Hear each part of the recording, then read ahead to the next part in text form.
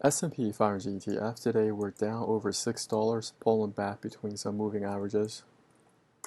Nasdaq we're also down over $4, pulling back to the 8 moving average for now. And these moving averages for the 50 and 200 are coming closer together. Diamonds are down over $6, and this one it's almost trading below all moving averages once more. And one thing, you can measure weakness. You can measure weakness by measuring the move that it went from here, from this pivot high to pivot low, and project it to this recent pivot high. If price starts to break through here, then you know the selling pressure is stronger than the one that took place around here. So we will be monitoring that.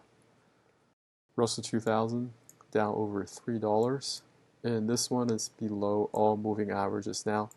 And even for this one, what I'm going to do, I'm going to also do a simple symmetry support just to see if price starts to break below that area. Transports, this one's below all moving averages now, definitely showing weakness. We're still in Intel. Intel is down, and we continue to hold this. I think tomorrow, actually today's the 21st, so we still have tomorrow. We'll see if it recovers. If not, then we'll just get out. Taking a quick look at some other stocks we mentioned yesterday.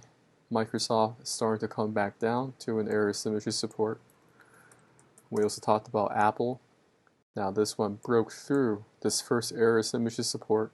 Now we're looking for a deeper retracement into this 262 area that we talked about initially. But Nasdaq was just holding on strong. I was looking for a smaller pullback, and that's not currently playing out. What's interesting is this oil. Oil pulled back significantly. I'm going to show you. Right now it's at 14, and yesterday it did reach a level of $11.79. So there are many countries who are dependent on oil production, oil exports for their money, and if they're going to price war this, a lot of countries are going to suffer as a result of inventory surplus. So that's one thing to definitely monitor. Let's take a quick look at some headlines. Okay, expiring May crude oil contract remains below zero. This is interesting. While June futures tumbled 25%. So there are crude oil future contracts below zero. I'm going to take a quick look. I think this would be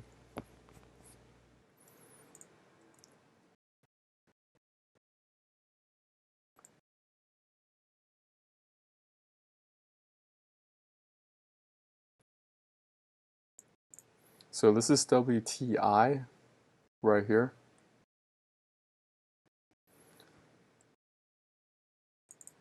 Look at that. They were trading this at negative 37, at negative 37.63. Look at how they'd even put a negative in front of this. So let's take a quick look over at this headline.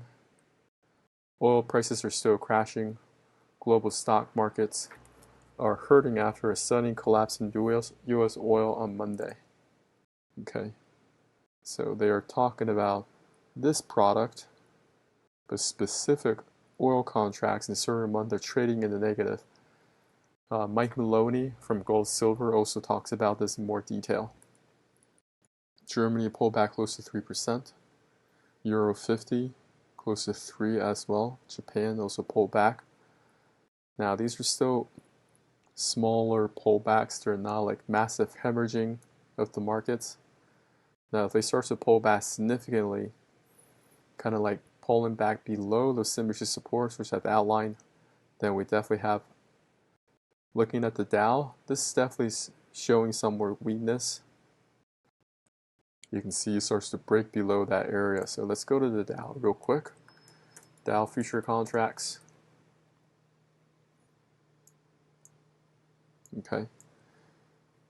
So you can see we're still printing some higher lows, but you want to be careful if price starts to go crazy and break below this area at 22,282, then we can definitely experience more downside correction farther than this area. Fear and Greed Index is at 41, crypto's at 171, a small little pullback.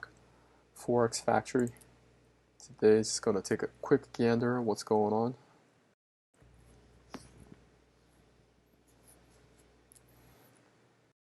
Okay. Existing home sales will be coming out in 15 minutes. It's a yellow folder at the same time. Could have a very powerful impact on the market.